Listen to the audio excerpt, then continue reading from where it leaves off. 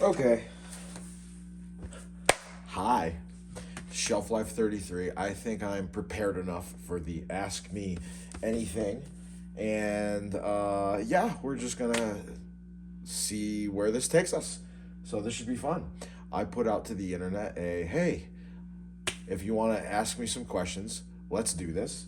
And that kind of alleviated me from having to figure out a whole bunch of content. And you guys delivered between Instagram and YouTube. So thank you all for your questions. I'm going to answer all the ones that I got. It's not like a plethora of them, but I mean, for my small audience, you guys interacted and that was fun. So I got to say that while I do appreciate the questions, there's some that I am not qualified to answer. So in the comments, I will need your help, the audience's help. So help me out here. If there's something I can't answer, feel free to hop in and just either school me or let someone else know if you know, because I don't know. So before we get into that, hi. Let's do our deep breath. The extra sip. I'm not always about the human breath, but that extra sip anxiety thing, I forget the name of it. I seem to forget the name of it as soon as the camera rolls with a lot of things. But let's just do it again. That's a fun one. Let's do a current reading recap because I've been enjoying myself. And I don't have them with me. They're all in my reading areas upstairs. We are reading The Count first and foremost, and we have made it to The Breakfast. I remember that was the name of the chapter, and man, The Count has a way of always making the sickest of entrances, even if he's just showing up for breakfast after months and months and months. And I think it was just so cool. He was very apologetic. He's like, I'm sorry, I was literally a few seconds late. My apologies. I'm like, what class? Class. I'm also reading Plato's Republic, which is very enjoyable. It's mostly dialogue and logic, which is fun.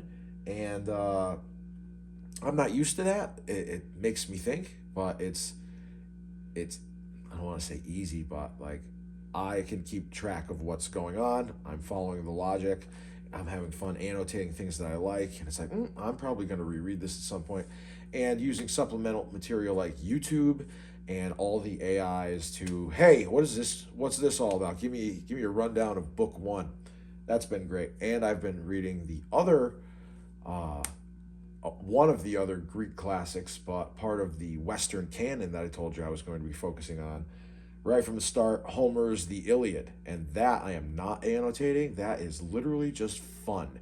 Is Troy the adaptation for that? Because as I'm reading it, I'm like, this is Troy, but I haven't seen that in years, and I think I fell asleep a couple times, but if that's it, I'm definitely rewatching that again as soon as I'm done with this book, because the Iliad is just, it's sick. Like, it's fun. It is gruesome. But that is what I've been reading, and poetry. I've been reading Ezra Pound. There's my charger. I've been looking for that. Oh, I gotta put that on the ground. There it is. And I didn't drive myself crazy with finishing reading anything, because I did drive myself crazy with finishing a short story. Now, with writing, if you follow me on Instagram, you know that I do my daily haikus, and that's just kind of like to keep my mind in writing. And it's kind of like I've always journaled and made lists, and those have turned into just journals and lists. They never went anywhere because I was never really intentional about making them go anywhere. So it's not giving me the push. I'm still gonna do it for 365, but I needed to start pushing in other areas and become more learned in other areas like poetry. So I've been trying to write a couple poems, and with writing, I don't know what to do. I don't know how to properly write, and the imposter syndrome and blah blah blah. These sound like a bunch of excuses. See this? Here's my inner critic and my inner hype man. There's no reason that you can't write a book, bro. Well, you didn't go to school, and you don't have an English major, and you didn't grow up learning about journalism. And it's like, bro, you read enough weird stuff where you could write something weird and that would be cool. So I kind of just started spitballing something, and it was going to be a book and maybe a short story and then maybe abandoned and a file on my computer. And then I was like, I don't know what to do with this. So I asked my friend AI again, hey, what are some ways to like break into uh, writing? And one of the responses of many that I got was to look up local or regional journals or literary contests or places that pretty much places that take submissions. So I went deeper. I'm like, hey, New England area, what are some ones that are good for beginners that, I could start getting on a resume? They more than likely going to take me or not, but a bit of a challenge. So I found one as well as a handful of others, but one of them had a due date, and that was what is it, the 15th, Thursday.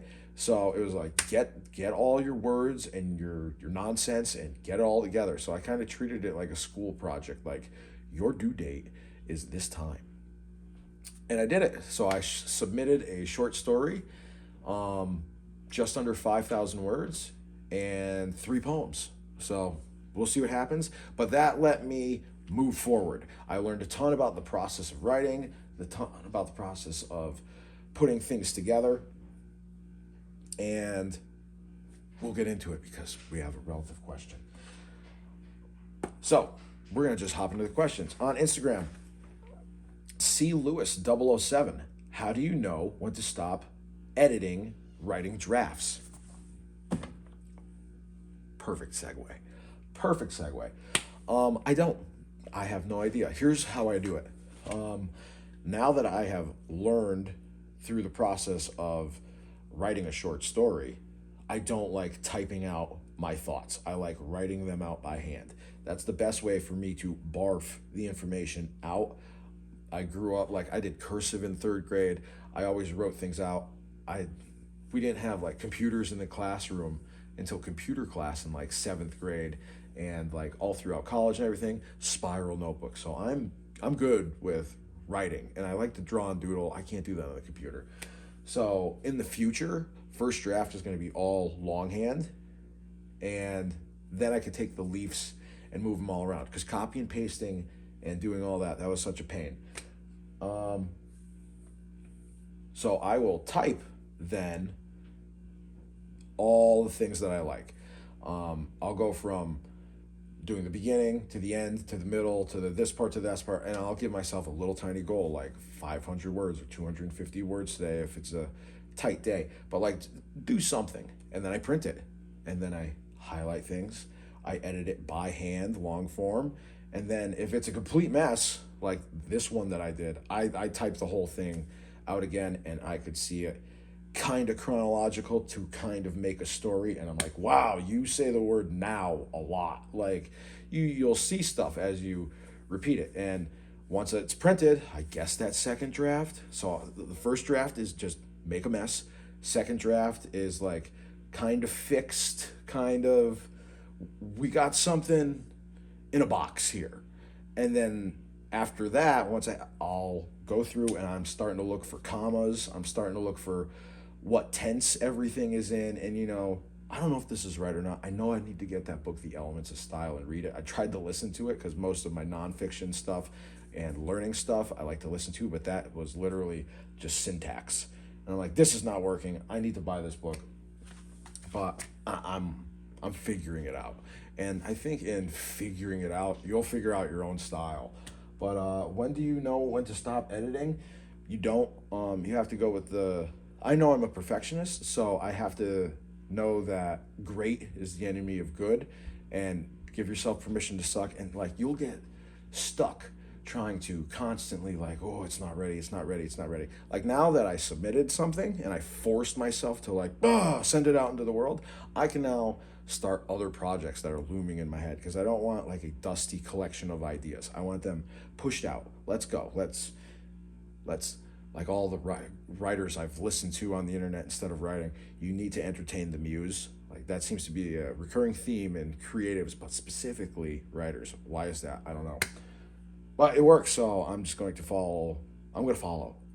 Not something I'm used to, but moving on. Slavic nerd. Favorite memoirs. I don't necessarily always read memoirs, but this was a good question because what you guys see me normally read is not what I've necessarily read in the past. So I was like, all right, well, I don't know if necessarily memoirs count, but like more biography, autobiography, self, like people's stories. So I don't know if they were all necessarily memoirs, but do I have any here? The most recent one, I have this book, but I didn't read it. I listened to it. This is Stephen King's On Writing. I used it to help me with the idea of first draft, second draft, polish. That came from this. And this was just really cool story of how Stephen King started writing and his journey through becoming the man, you know? But this was really fun, very informative, very interesting. And I'll probably actually read it at some point, but I have other things ahead of me to be read before death. But in the past, other things that I like, and I just put these together. Rich Roll's Finding Ultra. That was transformative for me. That's what got me into like, all right, yeah, I'm gonna start doing triathlons and doing more endurance stuff. David Goggins is the GOAT. Read his book. I loved it. Is that a memoir? I don't know. Is it a self-help book? I don't know. And while I was making this list, I thought of John Joseph from the Cro-Mags, Evolution of a Cro-Magnon.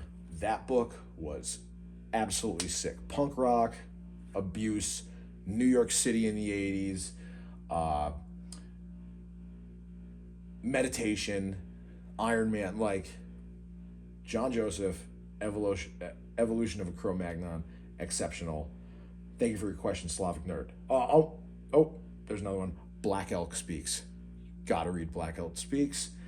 It is about so long ago, just the atrocities that I think it's the Sioux. I think he was Sioux, but like, yeah, just grotesque. Like westward expansion and the Dakotas and that area. I know, like it's not fresh in my head, but I just remember Black Elk Speaks. Check those out. Moving on. Which one do I want to do next? AECHCUTT, ACUCUT, favorite adaptations. Now, I've talked about adaptations in the past, and I will just watch movies. Like, I will watch movies, and then I don't read the book. So a lot of those that I like don't count. Like, I know that, like, The Shining is a book, but I never read it. So there's a ton of movies that I really like that I don't feel qualified to talk about as my favorite adaptations. But the ones that I do know about, the 1984 80s version, it's British. I loved it. When the guy's in the factory and there's like that little screen of like a mouth talking, that was creepy. And it was very fever dream. Like, I just have these flashes of what I remember when I watched it. I read this book, Into the Wild, John Krakauer. This book was awesome, and it was perfect for, this was like a perfect coming of age while reading it, while coming of age, like, exceptional. Put that back over there in the physical media area. I just found out that Joseph Conrad's Heart of Darkness was the impetus for Apocalypse Now. And I love Apocalypse Now. That movie is sick. So I think I found that out maybe halfway through this, and I'm like, this makes so much sense. But this one, instead of taking place in Vietnam, this takes place in imperialist Africa through Belgium, I think. But yeah, this is terrible in a good way, but it's terrible. And then, ho ho ho, talk about my roots. Remember, I said that I read a lot of nonfiction and stuff. I was not expecting this to become a movie, but oh, Lords of Chaos. I have totally read this book. I am a huge Norwegian black metal fan. Huge. Life changing Norwegian black metal. And this book was very informative before it became cool. Yeah, there's a lot of controversy about this book, and oh well, I don't think that was true. Blah blah blah blah. Here's another fun fact about me. When I went to Norway, I went to Helvet before it was a museum, and it was a weird coffee shop on a business trip. So, very cool. I love black metal, but Lords of Chaos, that's probably the one that I'm the most qualified to talk about, and that was a banger. I watched that on repeat when my son was born, and my wife was in the hospital for a while. I just kept watching it over and over and over, and I had absolutely no sleep. And my parents came over, and they looked at the TV, and they're like, "You are losing it. What are you?" It was a fun moment, but yeah. So those are my favorite adaptations that I got. I cannot wait to read this and watch this. Satan Tango, Laszlo Krasnohorkai, and I keep watching the trailer and how it's like, seeing all the hype that it's 8.5 hours. Like, I cannot wait to watch this. Same thing with Lonesome Dove. I can't wait to watch that 80s series. It's on Amazon. I don't have time for it. Let me know if those are good. Moving on. Okay, I think we're getting to the point where I'm going to start needing help. Okay, I'm going to answer this one first. This is one where I didn't do all my research, and I'm just going to answer it. I did my quick research at the Collapse Experiment. Asked thoughts on Harvard Classics, aka the 5-foot shelf. I don't know what the Harvard Classics are. I don't know what they consist of. I'm assuming that they're the classics. But when I looked up the 5-foot shelf, and I saw that they were all those leather-bound books, like all the snootiness, like I could smell how much I hated them. Like, I'm not a big hardcover guy, and I definitely don't like volumes like that. Like, I grew up with that, and that's just like, not grew up with it, but I remember seeing it in school, and I'm like, boring. Like, you're killing me. Like, it's like, I like a pocketbook. Like, I like something you could throw in a backpack. That's my style. So the 5-foot shelf and like the monstrosity, and like you don't get any cool covers, and like I'm exhausted just thinking about it. Like, not my bag. But again, this is my ignorance. So maybe I would absolutely love them. Maybe I'm reading it wrong, but to me, it's just an aesthetic drain. Like, it's an aesthetic vampire. Like, I am exhausted. Not for me. Let's see. I'm kind of just deciding like which ones I want to talk about first. And here, let's get my pen and I can cross these off. Cross that one off. Cross that one off. Did I do that one? Oh, no, I didn't do that one. I did that one. Okay, we're going to do that one next. At Hunter Ice 22 asks, biggest tip to building a reading habit, pages and times per day. So, the biggest tip to building a reading habit is to read all the time. Read more, and whenever you are doing something, you should instead read. This is not a joke. Kind of is, but it isn't. It's going to take consistency more than motivation and hype. I highly recommend that you pick something that you like and then research things you may also like. For me, when I wanted to become more literary and snooty and more of a lit broadernist, I knew that Infinite Jest was a Goliath of a book that was hard to read, and that had this like aura of ooh, like, and that kind of like made me curious. And this is where that viral video of mine about Infinite Jest and having the cover about it because I didn't want anyone assuming anything about me, but I didn't know what they could have been assuming. Maybe he just likes cool books.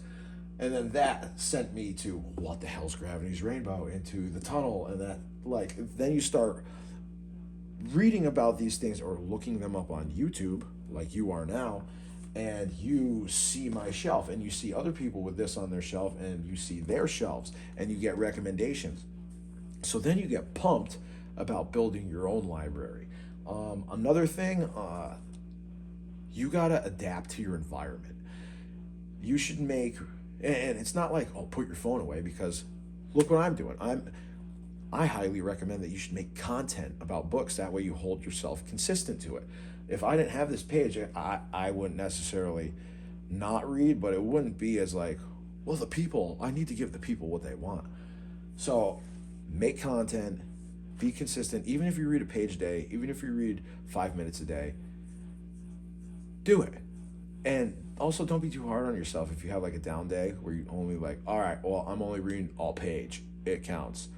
I'm still like, I want to get in the habit of reading during lunchtime, because I don't do that. Like, I'll read all throughout any other time, and then lunchtime it's like you can be kind of a turd right now and just scroll on your phone. Like, I have to, instead you have to make reading the default and make your phone the treat later. Not like my phone all the time and like, oh, I'll get to reading. Another thing is chop up your reading time. You don't need to like sit and read for an hour. You need to read like when you have 5 minutes.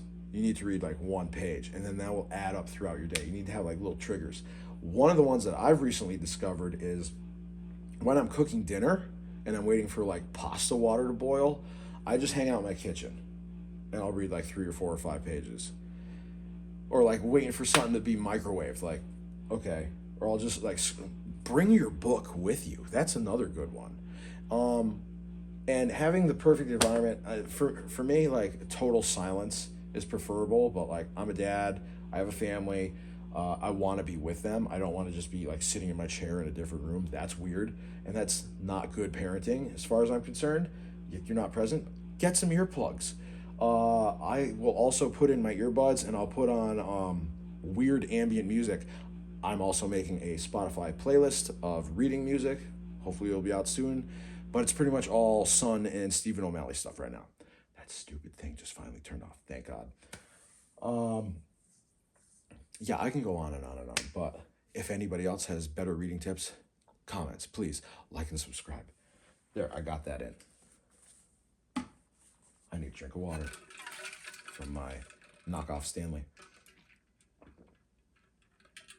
$10, not 45. And it fits in the cup holder. I hate the handle.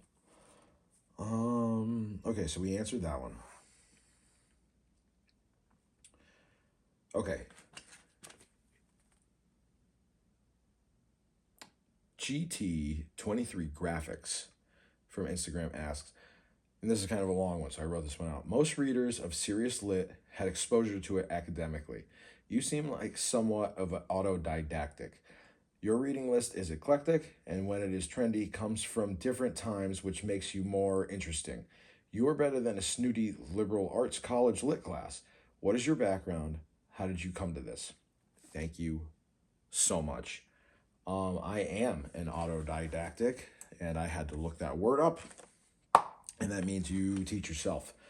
I don't know exactly where this comes from. Maybe from my anxiety of asking for help and to be a self-starter. Like, I was never like a team player or anything like that. And when I did go to college, it was through like work programs. Like, I would pay for my own college, but then my job, because I would be working, would then reimburse me. But that means all of my schooling had to be related to my job, which is manufacturing and business stuff, and like not the most fun things.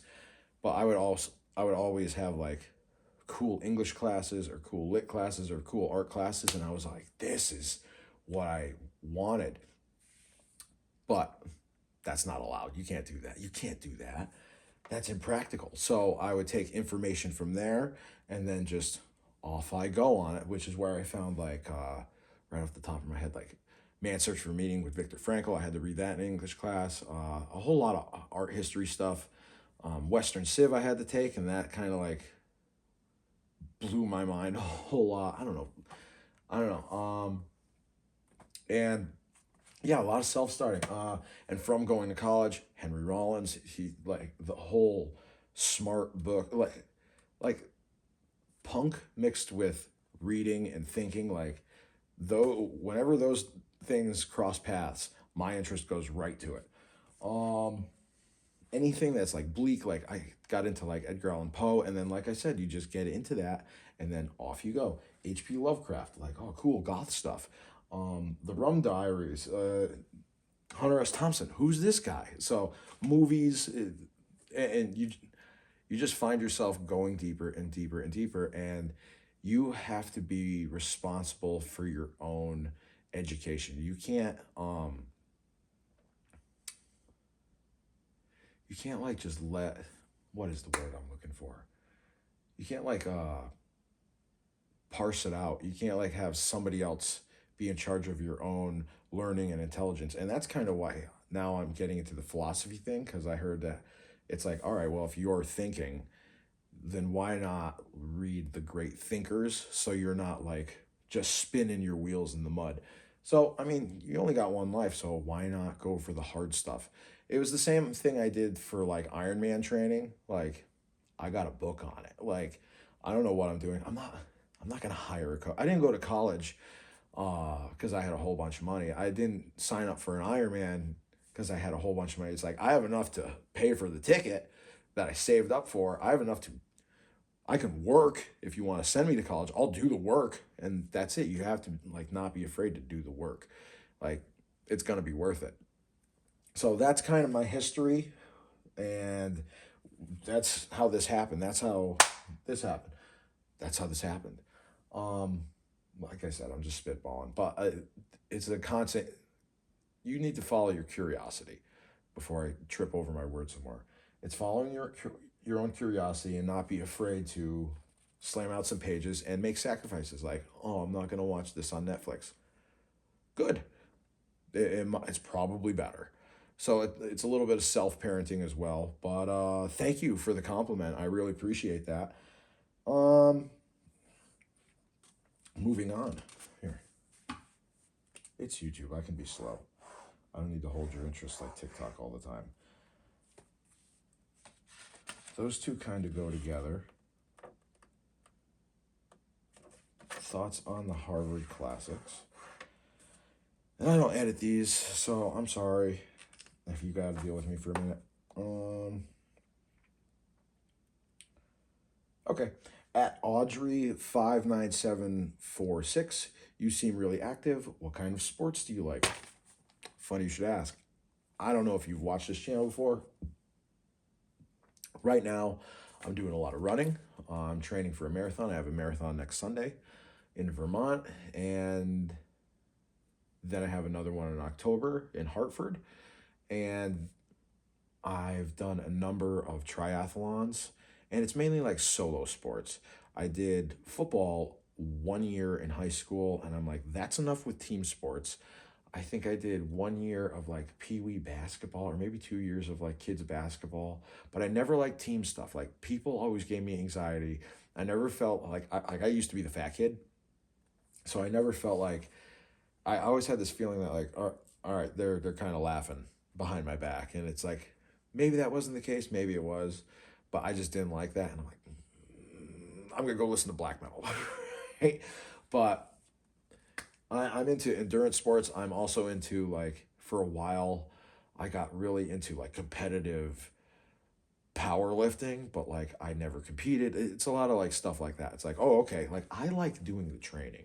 I don't necessarily like the competition of things. I like the building. I like the hard work of things. It's something about it. And running has recently, and the cardio side of things has recently been the main focus, specifically running, because with triathlon, that's a whole lot of gear and paying attention to like bikes, and like you can't just do the weather. So I like running because it's like short. Yes, you can get expensive with running, but shorts, shoes, go. There's not a lot of friction. Same thing with like setting up your environment for reading. Have your light, have your book available to you. You know, make that the default. So another thing is like the consistency, daily streaks.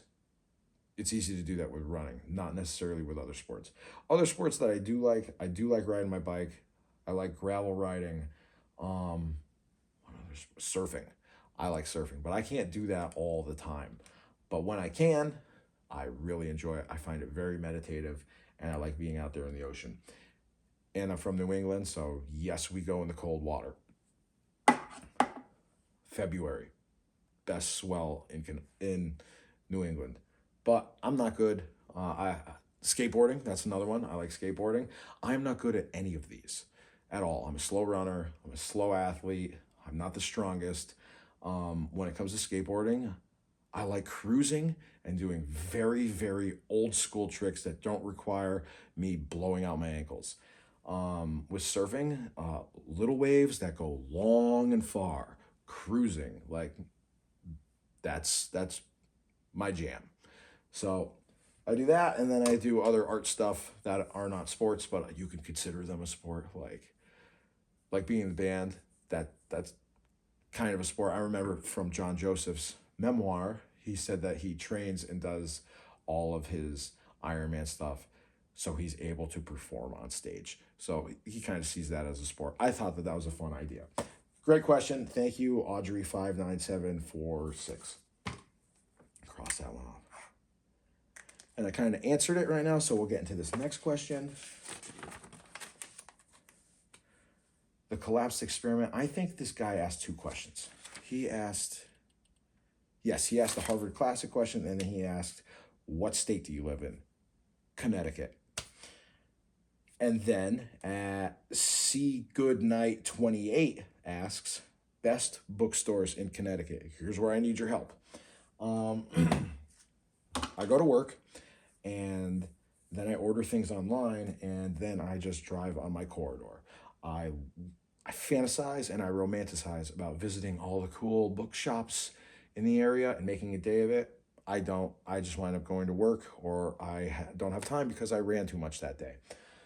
So if you know a sick Connecticut bookshop, please comment. Please help C Goodnights 28 find the coolest and the best bookstores in Connecticut. However, I do have a gem. If you go on 84 all the way to the Mass line, there is a yellow roofed building called Food and Books. There is a big, humongous yellow sign that says Food and Books, and it is the last exit before the main pike, or the Mass Pike.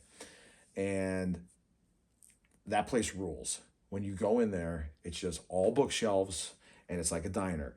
I think their website is only on Facebook. I'm not sure of the hours, but there's 2 days that they're closed. The food is great. They have an awesome breakfast, and you can sit there and you can check out you can see the highway, but they also have a whole bunch of bird feeders set up on the windows. That's really cool. And like you're sitting there, and then there's bookshelves, and a lot of them are random. And I think with every meal, each person in your party is allowed to just grab a book. But then, and that would be free. That would come with your meal. But then I think there's a downstairs that is a real used bookstore. I have been dying to get back there. I checked it out probably 3 times when I was like, not necessarily into literature or fiction. But the last time I went in there, my kid was going crazy. He just, I'm sick of it, and I didn't have a chance to peruse. That was the place that I was going to run to and do my next Unshelved and show you guys. But Food and Books. Check them out. Northern Mass off 84. I think it's exit 74. That is my one gem. More water. That was sloppy. Okay. Here's another one I need help with. There's 2 more I need help with. This is paraphrased because at Mark My Whale, he wrote me a book. Let's see. He kind of had 2 of them, but I'm going to say the second one. I'm going to paraphrase this. If there's a normal distribution for higher achievement in literature, is someone like Emily Dickinson an outlier? And if so, how? As well as Vivian Meyer, the presence of institution, and I think he said institutional and societal feedback is a controlling coefficient in higher achievements. But how does it work on the tail end of distribution? I don't know. I'm sorry at Mark My Whale, but Vivian Meyer I've never heard of, and I've not read a whole ton of Emily Dickinson. This is the kind of question for a scholar or an academic, and I do not feel like I am up to snuff to answer this question. It was such a great question. I was just like, oh, I am out of my element with this one. So, and if you go back to my last video, you can see the question right there. It's on Shelf Life 32. But please help this dude out. Like, I don't even know where to begin with this question. The presence of institutional feedback. How do you remove society from literary achievement and one's see what I mean? Like I don't understand this. I'm sorry, but I don't know. Please, audience, help me out. He also made another statement, but it also ties into a comment conversation I kind of quickly had, and I wanted to ask you guys about this. At Mark My Whale, we talked about Ezra Pound, which has been my poetry read lately, and I've been learning about Ezra Pound. Gifted and learned, he spent time in Paris with Hemingway and others, etc. Can you, without being learned and having a societal, like your inner ring is Hemingway and people like this, T.S. Eliot, who are you hanging out with? Without this, are you capable? I think this is what he's asking. Can you get that kind of talent in the wild, like solo by yourself? The path to knowledge, how hard did he work on his path to knowledge that he got? I'm not sure about this. I don't know. I have no idea. I'm learning about Ezra right now. He kind of makes images in my head, and I know that he's very controversial, and there's a lot to be said about him. But from the parts of his poetry that I can't understand, it's absolutely beautiful. And question kind of ties into another conversation I had with at Artless Calamity, and he said Ezra Pound was a fascist, though, like literally. And I'm like, well, I'm learning this. And my response was, I've heard Seth from Waste Mailing talk about Ezra Pound quite a bit, and he kind of stirred my interest. And I've heard a number of other people talk about him, and they're all like, yeah, he was a fascist. And my opinion about certain things, before like I said, ignorant right now, I don't know. I haven't seen that part yet. I've only seen the poetry. And I'm not going to write things off before I check them out. I'm led by my curiosity. If it kills the cat, so be it. But help me out here, because like I think that I try to separate the artist from the art. That's kind of like been an ethos of mine, but I don't know. And that's what I said to at Art Calamity, and he said that he understood that, but with what he's written, and especially being something as intimate as poetry, he can't necessarily overlook that. I am not far enough on my Ezra Pound journey to make that conclusion yet. So wanted to clear that up, and I wanted to ask you guys what you thought about that. Now I'm moving on. I think that's it for what I really need help with. Let's cross those off. Bada boom. Bada boom. I don't want to miss one. I think we answered them all except for the last one at Chandler Peterson 2 at Chandler Peterson 8426. 2 macaroni videos in 2 days. Let's go. That was the question. 2 macaroni videos in 2 days? Yes, that was right. Last week we did 2 videos. We did a review. Oh, it's down here on the bottom under the red area. We did a review for Solenoid, which was exceptional, and then I had a loose shelf life, which was less timeless, more fun, more up to date. So yeah, maybe in the middle of the week I might do another one. That was fun. What book, Shorty, should I review that wouldn't be too rough that you've seen me talk about? I don't know. Let's see. I might just come up with one. But I think this video has been long enough. The AMA has been absolutely fun and fantastic.